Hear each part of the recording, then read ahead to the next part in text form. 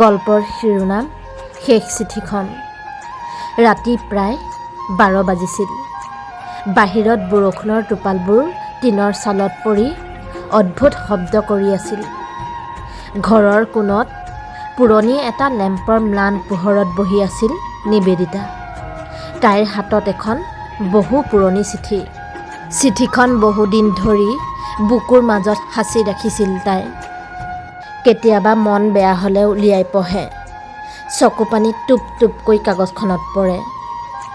চিঠিখন লিখিছিল অমৃতে। নিবেদিতা আৰু অমৃতৰ ভালপোৱা আৰম্ভ হৈছিল এখন সৰু গাঁৱত। দুয়ো একেলগে স্কুললৈ গৈছিল।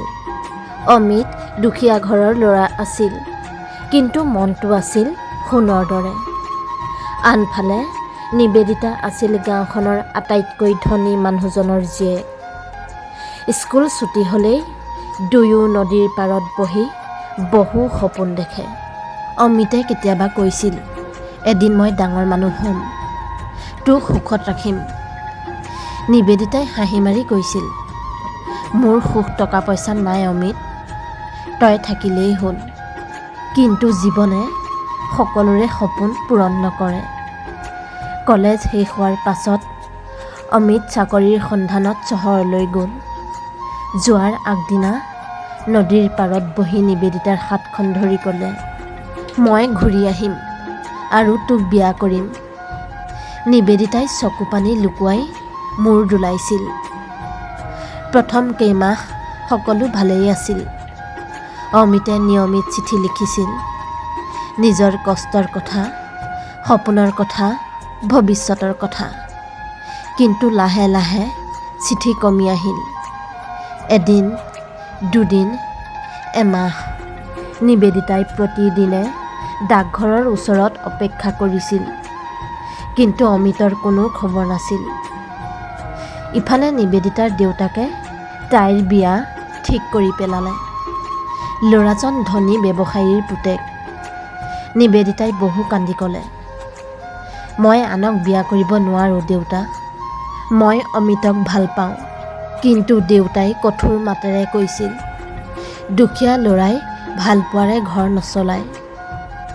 মাকেও বুজাইছিল, সমাজৰ কথা ভাব মা। অৱশেষত নিবেদিতা পৰাজিত হ'ল। বিয়াৰ দিনা কইনাৰ সাজত বহি থাকোঁতে তাইৰ বুকুখন ফাটি গৈছিল। তাই আশা কৰিছিল, হয়তো শেষ মুহূৰ্তত অমৃত আহিব, কিন্তু অমৃত নাহিল।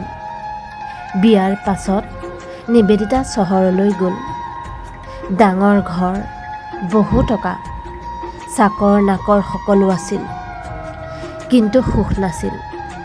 স্বামী বিকাশ আছিল অত্যন্ত ৰুহ মানুহ। তাইৰ অনুভূতি, তাইৰ মন একোৱেই বুজি নাপাইছিল। ৰাতি ৰাতি নিবেদিতাই চুপচাপ কান্দিছিল। এদিন আলমাৰি গুচাওঁতে পুৰণি কাপোৰৰ মাজত এখন কাগজ পালে। ডাকঘৰৰ চিল থকা এখন অপঠিত চিঠি। চিঠিখন অমৃতৰ। কপি থকা হাতেৰে খুলি পঢ়িবলৈ ধৰিলে নিবেদিতাই। মই জানো, মই হয়তো বেছিদিন জীয়াই নাথাকিম। মোৰ কিডনীৰ ডাঙৰ অসুখ ধৰা পৰিছে। মই তোক মোৰ দুখৰ জীৱনত বান্ধি ৰাখিব নোখোজোঁ, সেয়ে দূৰ হৈ গ'লোঁ। যদি কেতিয়াবা মোলৈ মনত পৰে, নদীৰ পাৰত এবাৰ বহিবি। মই বতাহ হৈ তোৰ কাষত থাকিম, তোৰ অমৃত। চিঠিখন পঢ়ি নিবেদিতাৰ পৃথিৱী থমকি গ'ল। তাই চিঞৰি চিঞৰি কান্দিবলৈ ধৰিলে, তই কিয় মোক এৰি গ'লি অমৃত? এবাৰলৈও মোক কিয় নকলি? কিন্তু তেতিয়ালৈ বহুত পলম হৈ গৈছিল।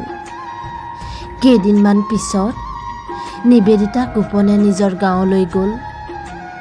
নদীৰ পাৰখন একেই আছিল, কেৱল সপোন দেখা দুটা মানুহ নাছিল।